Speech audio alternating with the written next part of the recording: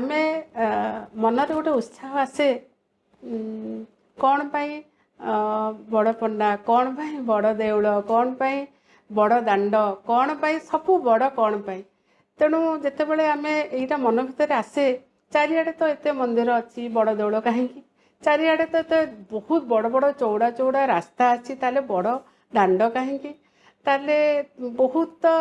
बहुत जिनस अच्छी जहाँ आम बड़ बोली एठी केवल आम अनुभव करूँ एवं जानापी चाहूँ जे प्रकृत से बड़ जिनसटी कौन बड़ ठाकुर भी आमर आम कहू बड़ ठाकुर बड़ होती बड़ पंडा आपण ही कहीपर आमको कि सब कहीपर मान ना आगे आगे बड़ एक्चुअली आम गोटे लोक गोटे आम गोटे आगे गोटे बड़ लोकटा आगे आज गोटे बड़ लोक साथ भेट हलु देख लोकटा आते 5 फुटिया आज्ञा मनकर गोटे 5 फुटिया लोकटा आसला लाल शास्त्री आसिले आम सब मुंडिया मारे आम घर कहे ए आज बड़ लोक आस बड़ बड़ लोकटा हाइट के 5 फुट मत कहते से बड़ आम कौ उद्देश्य नहीं कहले से प्राइम मिनिस्टर कहले सेकेंड प्राइम मिनिस्टर होती लाल बहादुर शास्त्री आज्ञा से तो बहुत छोटिया थे किंतु से तो प्रधानमंत्री आमर नेपोलियन बोनापार्ट 5 फुट आज्ञा ब्रुसली 5 फुट आज्ञा ताले आम कहे बड़ लोक कौन है कहे तार चरित्र ता गुण ता महिमा तार प्रभाव ये सब देखिक बड़ कहे बड़ तार हाइट मापी कहने आप जो कहले बड़ देउल बड़ देउल तो आमर 8 रु बड़ देउल भी अच्छी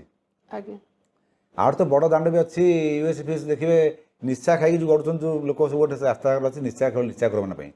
से मरवे लास्ट से मरले टेकाई फिंगाई नहीं सी जल सी तो आठ चौड़ा रास्ता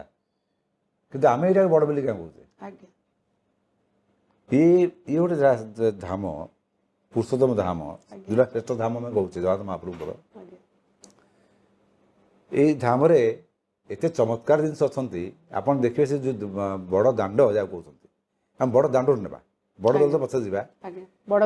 ठाकुर तो जी ठाकुर तो बहुत बहुत महान क्या कली जो प्रत्यक्ष ठाकुर था सी जगन्नाथ महाप्रभु अच्छा ठाकुर आड़े आसवा कहीं दांड आड़े जा करा भाई आसते करा भाई तो मो कथा कहले समाज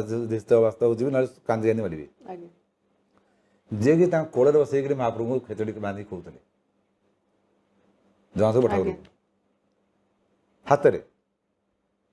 से जना पड़ा पर आमर मंदिर से करा बाई ना सब बड़ हाँ बाई हाँ है तान मंदिर एत हाँ प्रचलित ना ये जो बाई हाँ एमार मठ गुड़िया भात गुड़िया ढला गुड़िया ये सब ना खाली भात गुड़िया थी जना पड़ भक्त मान कलिजुग करा बाई कलिजुग हाँ कलिजुग जे कि प्रत्यक्ष भाव में बसईक खोते से दिन आम ना खेचड़ी भोग है खेचड़ी पुणी कौन ना सुना थाली दे से सुना थाली तीन आम जो बठा सौदा सौदा बना जाए 4टा मंडल कटा जाए 4 गुणिया मंडल मैंने आयत भाया आउ जगन्नाथ पाखे भूदेव श्रीदेवी थी जोड़े 18 पद्म पड़े ये 4टा मंडल में 4 सुदर्शन गोटे बाड़ ये आम कह 4 बाड़ 7 बाड़ 4टा बाड़े आम भोग बढ़ा हुए सिटी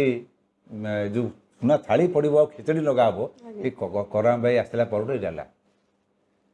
रजा जानले ताने करा भाई खिचड़ी रांधि कौच प्रभु को पड़े रसगिरी से दिन से आरंभ है अच्छा ताले करा भाई कलिजुगर आज्ञा कलिजुगर शंकर जी आसले जो कलिजुगर जो भोग मंडप तैयारी आज्ञा ये सब प्रत्यक्ष प्रमाण माधवानंद जार सेवा करते महाप्रभु मूर्त अवस्था माने मलमूत्र परिष्कार करके सभा पूजा करते जगन्नाथ महाप्रभु सी भी भी कलिजुगर तेणु जदि गोटा पर गोटे ना आम एमती हजार हजार भक्त मु ना कहि आप ना ना एपिसोड सर हाँ गणपति गोटे आसले साक्षात जीवंत गणेश देखले कर्णामगिरी आसले से जहाँ बाउला आई गले लास्ट गले आर भी है परम ब्रह्म कर्णामगिरी तेणु किए न आसती मोहन दास आसले पद्मशाला सी भी कलिजुगर तांकर एमआर मठ है रामानुजाचार्य आसले सी भी कलिजुगर संगत आसार 200 वर्ष पर रामानुजाचार्य आसछन्ति माधवानंदाचार्य आसछन्ति ये सब रामानुज पर आसले अच्छा रामानुजाचार्य आसले ସେ ତାଙ୍କୁ ସମ୍ମାନ ଦିଆଯାଇଛି ତାଙ୍କ ଅନୁସାରେ ମନ୍ଦିରରେ ରାମାୟଣ ଚିତା କରାଯାଇଛି ଚିତା ହେଇଛି ତାଙ୍କ ଅନୁସାରେ ହେଲା ଏମାର ମଠ ତାଙ୍କ ସେଇ ଅନୁସାରେ ଏମାର ହେଲା ଗୋଟେ କୁଡ଼ିଆ ଆଜ୍ଞା ଏମାର କୁଡ଼ିଆ ଯେଉଁ ଭାତ ରନ୍ଧା ହେଉଛି ଛପନ ଭୋଗ ସେଇଭଳିଆ ଆସିଲା ବିଡ଼ିଆ ପନ୍ନ ସେଇଭଳିଆ ଆସିଲା ସବୁ ଆଡ଼ ହେଲା ସବୁ ଆଡ଼ ହେଇଛି ଏସବୁ ସବୁଗୁଡ଼ା ଆଡ଼ ହେଇଛି କଳିଯୁଗରେ ତେଣୁ କଳିଯୁଗର ଜୀବନ୍ତ ଠାକୁର ଯଦି ଥାଏ କଥା କୁହା ଠାକୁର ଯଦି ଥାଏ ପ୍ରତ୍ୟକ୍ଷ ଭାବରେ ଦର୍ଶନ ଯଦି ଦେଉଥାଏ ସେଟା ଜଗନ୍ନାଥ ମହାପ୍ରଭୁ ପ୍ରଭୁ ତ ସେଥିପାଇଁ ଜଗନ୍ନାଥ ମହାପ୍ରଭୁ ହେଉଛି କଳିଯୁଗର ପ୍ରତ୍ୟକ୍ଷ ଦେବତା ଆଜ୍ଞା ସେଥିପାଇଁ ସେ ବଡ଼ ବଡ଼ ଠାକୁର ବଡ଼ ଠାକୁର ବଡ଼ ଠାକୁର ଆଉ ଯେଉଁ ବଡ଼ ଠାକୁର ଯିଏ ପୂଜା କରେ ତାଙ୍କର ଯିଏ ମୁଖ୍ୟ ପୂଜା ତାକୁ ବଡ଼ ପଣ୍ଡା ବଡ଼ କୁହାଯିବ ପଣ୍ଡା ଆଜ୍ଞା ଆଚ୍ଛା ବଡ଼ ଠାକୁର ଯେଉଁଠି ବସିଯାଆନ୍ତି ସେ ସ୍ଥାନଟା ମଧ୍ୟ ବଡ଼ ହେଇଯାଏ ବଡ଼ ଦେଉଳ ଆଜ୍ଞା ଯେଉଁଠି 33 କୋଟି ଦେବତା ଆସିକି ପୂଜା ଅର୍ଚ୍ଚନା କରନ୍ତି ମୋ ପ୍ରଭୁଙ୍କର ଆଖିରେ ପତା ନାହିଁ ନା ସେ ଶୁଅନ୍ତିନି ଆମେ ମାନବୀୟ ନୀଳାରେ ତାକୁ ଶୋଇ ଦେଉ ଆମେ ତ ଯେଉଁ ସମୟଟା ଶୋଇ ଦେଉ ସେଇ ସମୟରେ ଶୁଅନ୍ତିନି ସେ ସମୟ ଦେବତାମାନେ ଆସିକି ତାଙ୍କୁ ପୂଜା ଅର୍ଚ୍ଚନା କରିବାର ପ୍ରମାଣ ବହୁତ ଅଛି ଆଜ୍ଞା ସେ ଯେଉଁ ଦେବତାମାନେ ପୂଜା ଅର୍ଚ୍ଚନା କରନ୍ତି ସେ ଦେବତାମାନେ ପୂଜା ଅର୍ଚ୍ଚନା କରି ଗଲା ପରେ ପୁଣି ଥରେ ଆମର ତାଙ୍କର ପଢ଼ ନୀତି ହୁଏ ପୌଡ଼ ଭଙ୍ଗା ହୁଏ ଆଜ୍ଞା ମାନେ ପୌଡ଼ ସମୟରେ ସେ ଦେବତାଙ୍କ ଚାଷ ପଡ଼ୁଥିଲେ ତାହେଲେ ଆଖି ତାଙ୍କର ବନ୍ଦ ହେଲାନି ଆଉ ତାଙ୍କ ତ ପଲକ ଆଉ ସେ ହିଁ ଶୋଇଲେନି। ପଡୁନାହିଁ। ଆଜ୍ଞା ତେଣୁ ବଡ଼ ଆଚ୍ଛା ତାପରେ ସେ ଯେଉଁ ଦାଣ୍ଡରେ ଅଛନ୍ତି ଯେଉଁ ଦାଣ୍ଡରେ ବଡ଼ ଦେଉଳ ତିଆରି ହେଇଛି ଆଜ୍ଞା ସେ ଚାହେଁ ଛୋଟ ଦାଣ୍ଡ ହଉ ବଡ଼ ଦାଣ୍ଡ ହଉ ଯାଏ ନାହିଁ ତାର ମହିମା ବଡ଼ କେମିତିକା ସେ ଦାଣ୍ଡରେ ଯେଉଁ ଭିକାରୀମାନେ ଅଛନ୍ତି ସେ ସାଧାରଣ ଭିକାରୀ ନୁହନ୍ତି ଅସାଧାରଣ ଭିକାରୀ ଅଛନ୍ତି ସେ ଯୋଗୀ ତପସ୍ୱୀ ଦେବାଦେବୀମାନେ ଆପଣ ଗୋଟେ କାମ କରିବେ ସିଂହଦ୍ୱାର ଯିବେ ଭିକ ଦେବେ ଦେଖିବେ କେତେବେଳେ ଭିକାରୀ ଆପଣଙ୍କର ପଇସା ନେବେନି ଭିକ ନେବେନି ସେ ପର୍ଟିକୁଲାର ଲୋକମାନଙ୍କଠୁ ଭିକ ନେବେ ଆଜ୍ଞା ତାହେଲେ ସେମାନେ କେବେ ହେଲେ ଲୋକ ହୋଇନଥିବେ ମଣିଷ ହୋଇନଥିବେ ଦେବତା ଗୁଡ଼ାକ